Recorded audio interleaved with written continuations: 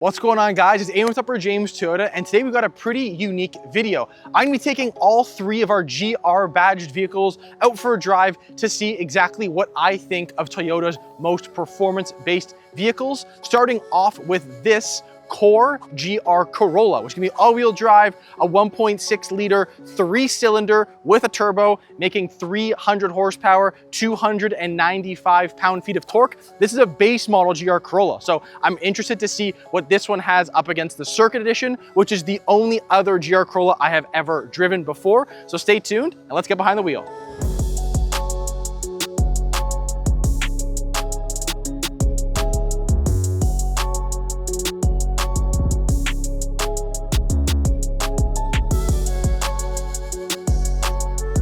If you guys are in the market for a new or used vehicle, do not forget to click the link in the top of our description.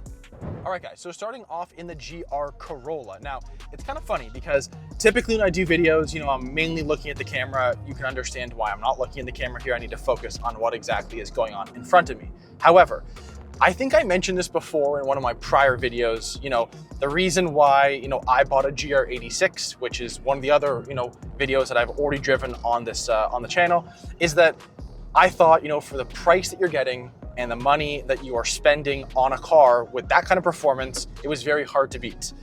I get behind the wheel of the GR Corolla. I've driven it for a few minutes before we started filming, and I love the practicality of it. It definitely feels a bit different than my GR86. I don't want to necessarily keep comparing it to that, but obviously that is the only GR vehicle in our lineup that I know very, very well because I've driven two different ones over the past 2.5 years. So I will say I love the sound of the GR Corolla. I love the practicality of space in the GR Corolla. And I think the all-wheel drive option, and it only being all-wheel drive, is a huge bonus for me. I think that I feel very, I want to say like at home behind the wheel of one of these, just because I've driven a GR Corolla a couple times now, but in more specific, I've driven a regular Corolla hatchback a few times, which I like. And I like the fact that, the first ones I think I ever drove when I started at Toyota were manual. Those are the days when you could get a manual hatchback. And I just think, for a fun little sporty, whether or not it's a weekend car for you or, it's just your everyday driver, because it's practical. That's the thing that I am lacking in my personal vehicle. Mine is not practical. I mainly will ever have only one other person inside the vehicle.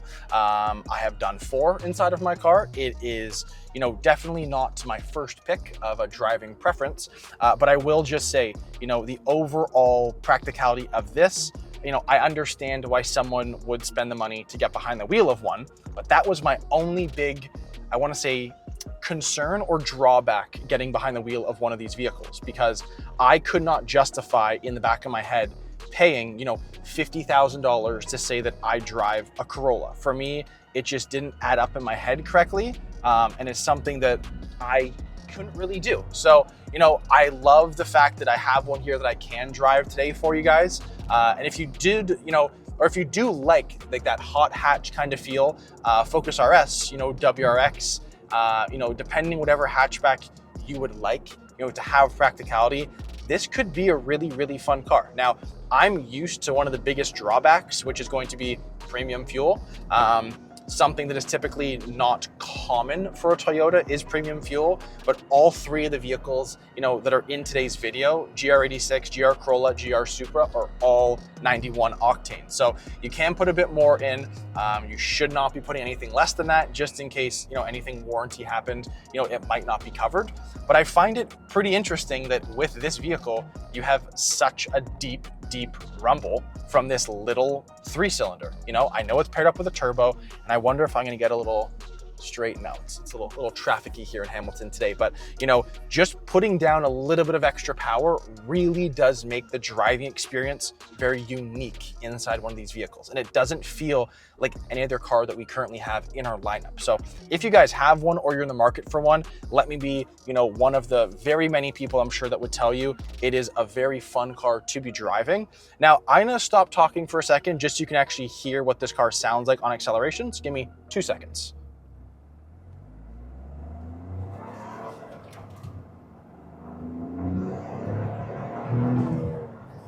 So I like that. Like you can hear a little like turbo flutter almost. Like this is just stock. This is the way the vehicle comes right from Toyota. So, you know, I looked at the GR86 being, this is such an entry-level vehicle, you know, from a manufacturer like Toyota. You didn't have to do anything, you know, sure, maybe the rims I could maybe change up, you know, they are pretty standard, just a matte black wheel. However, getting Michelin Pilot, you know, tires on it, super, super sticky, just like these ones. You know, if you had a Circuit Edition or you were one of those very, very lucky few to get a Morizo Edition and you got Cup 2s on yours, you know, crazy performance tire that you're getting from a manufacturer like Toyota, and there's not a whole lot of little changes you would have to make. The one thing, especially I just noticed right now, is that, you know, especially driving this vehicle over the 86, is that I know my car is very stiff. All of these other vehicles don't feel as stiff as mine. I'm interested to see what the Supra is like, only because I've driven that on the highway a couple of times. Obviously, most cars feel soft on the highway, but I'm interested to see exactly what the Supra has on Hamilton roads. So give me a few minutes, I'll be right back inside one of those. All right, guys, welcome back. We are now in a Supra. So this is on our used lot right now. We know that obviously next year, as they were saying, is the last production year for the GR Supra, which is kind of sad. I can understand why they are discontinuing it, only because of the fact that, you know, we're not really selling a whole lot of these versus, say, you know, the GR Corolla or GR86. But it's a very, you know, niche market to look at. Now, I've only driven a Supra a couple of times. One was actually a manual, which I really did enjoy. But obviously with a vehicle, you know, with this kind of power that it delivers, I don't mind the automatic. I like the fact, you know, it's a very quick transmission. And I think that obviously getting a lot of use of that transmission with just how fast this can obviously go through gears, I actually kind of think I like the automatic a little bit better. Now, it's funny because, you know, I am a big car guy. I've always been a big car guy. It's really interesting just to see exactly how BMW tech is actually in this vehicle. And it's funny because I actually sold, I think it was a 2 Series, a 235i, to a customer about a month ago that was here on a used lot. And I ended up driving it out to them to meet them halfway when they picked it up. And it's funny because the tech on the inside of that is the same layout as the tech on the inside of this Supra. And obviously I know that this, you know, this engine and this vehicle is actually built in the plant in Austria, which is a BMW plant. It's not even a Toyota plant, which is kind of funny. So it's kind of cool what they did, you know, with, you know, this engine, this tech, and then putting it, you know, basically from a Z4 into obviously the new generation Supra. Now, I would actually argue, say that this is going to be a better ride than my GR86. I still think the GR Corolla takes it just with how comfortable the ride is. Obviously, the only big difference, or there's a few big differences, you know, powertrain, price tag is a big one. But one of the biggest things is that this is out of the 3 vehicles that we offer, and that's obviously in North America. In Europe, you do have the GR Yaris. However, is that this is gonna be the only 2-seater. So obviously practicality-wise, this is great for 2 people. But if you want the most space, it's definitely gonna be on the GR Corolla. And I'd actually argue that, you know, if I put my car next to this one, I actually think the Supra might have more usable space without having obviously to put down the rear seats in my personal car, because I can do that. That's how I have the most space. However, I do like the fact that this is only, you know, 2 passengers, but it's kind of funny being in here with someone else. We both mentioned that the moment we sat in here was that you do feel pretty squished. So it's interesting, and it's kind of hard to actually explain the way that this vehicle feels, because you're sitting pretty far back on the vehicle. Your front end is massive on a Supra. So it is interesting that the vehicle feels pretty long. And definitely this compared to, say, the GR86 or the Corolla, it is definitely the one that attracts, I would say, the most attention. As you're driving, which you guys will hear once we start accelerating here, that there's kind of a little bit of like a pop and a couple crackles you can get from the exhaust, which again is just standard. So I've heard this with, you know, a tune, an exhaust, you can make a Supra sound crazy. This one sounds really great. But I do like the fact that, again, Toyota is giving such a great vehicle at a great price tag that, you know, from the box, it's kind of ready to use. Okay, so listen to this. At a red light, we're just gonna start accelerating, and then I'll downshift a couple of times just so you can actually hear what those sound like, you know, from the inside of this vehicle. So give me 1 sec.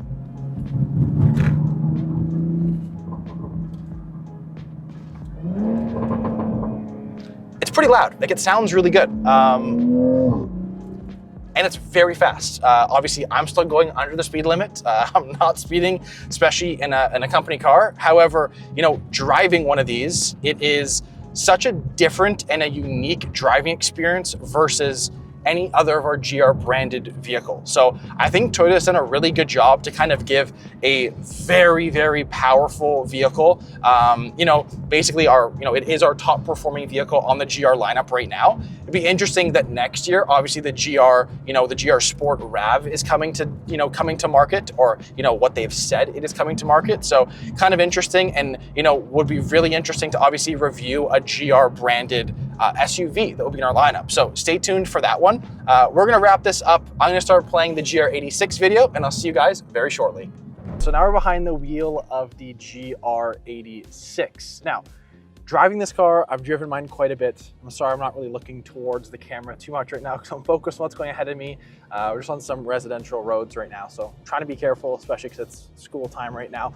But a couple things you notice right off the bat. Number one is that you feel a lot in this car. And I'm not too sure if the mic is picking up exactly hitting over bumps and small stuff like that. However, you're not buying this car for the comfort of, say, a luxury vehicle that you're not going to feel the road. You definitely feel everything. The smallest bump is definitely more exaggerated in a vehicle like this, but that's kind of the fun of it. You're buying a vehicle, sport tuned suspension, it's lower to the ground, it's a sports car. So you're not expecting the smoothest of rides, compared to another model. So, say something like a Camry. You jump into a Camry, or I drive one that's at the dealership, and it's a night and day difference of just how smooth that vehicle rides compared to this one. And I've really only noticed that when I do drive different vehicles at work, because, every day I'm just so used to this. When I first got into this car and I first drove it home, I'd never driven it before. So I bought it without driving it, and that's okay. And the moment I drove it home, I was like, wow, this is going to be a very stiff, future for my next car. And we're stuck behind a bus right now, which is why we're awkwardly stopped. But either way, getting behind the wheel of this, it is like driving a go-kart. I mentioned that before. The couple downfalls, I guess I will say, space is not your friend in this vehicle. So it's just two of us right now inside the vehicle, and it's okay. If you do look in the back, there are two other seats. Now, I've driven with 4 people in this vehicle before, and take it from me, I would not recommend. It is very tight, especially when you have other things inside of the car, whether that's, going up to the cottage, which I do. Space is limited, and I would much rather take someone else's car rather than this one, simply because, space is not the greatest. Now, it still is practical, at least for my life. I don't need a whole lot of space right now. The only downfall that I really run into the space issue is whenever I'm going golfing, oddly enough. So I can fit a full size of clubs in my trunk. However, my driver or my woods, I actually tuck them in my passenger seats. So that's the only downfall to it, is just that. Now, one interesting thing too on the steering wheel, which I will show you, is that getting used to your turn columns is interesting. So typically you push down and it should stay there, but in this case, it actually comes back up. So to turn it off, you go once up, which is really interesting. So that took a little bit of time to get adjusted to, because I thought that my turn indicators weren't staying on. That's just the way that the car actually is. So it definitely takes a little bit of time to learn that side of it.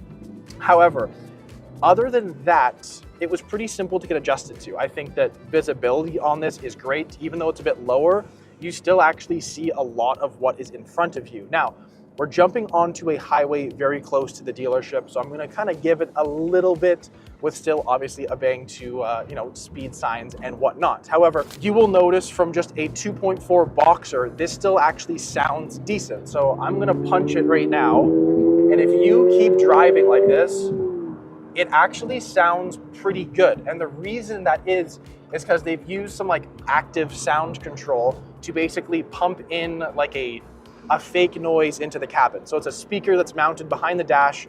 You can turn it off. I've had one customer of mine who picked one of these up who did turn theirs off. Now, he has an exhaust on his. I don't have an exhaust on mine. So it definitely kind of has a push and a pull in that sense. But for me, I don't mind it because I don't want my car to be obnoxiously loud. I don't need it to be like popping and banging and the drone that you hear on some of these on the highway. That's just not something I wanted in my everyday vehicle, which is what I use this for. So I've had it now for a little over 2 years.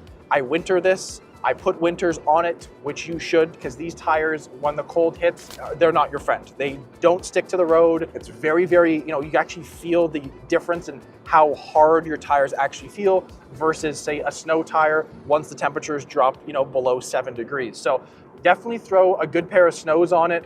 People have said they throw in like, bags in the back of their vehicle, so like sandbags or something like that to actually put more weight onto the back wheels to give you more traction in the wintertime. I never did the last 2 winters. I never will going forward because I never had one issue. Yes, you drive it a little bit more cautiously. Being rear wheel drive, you need to be a little bit more, present to what's actually going on.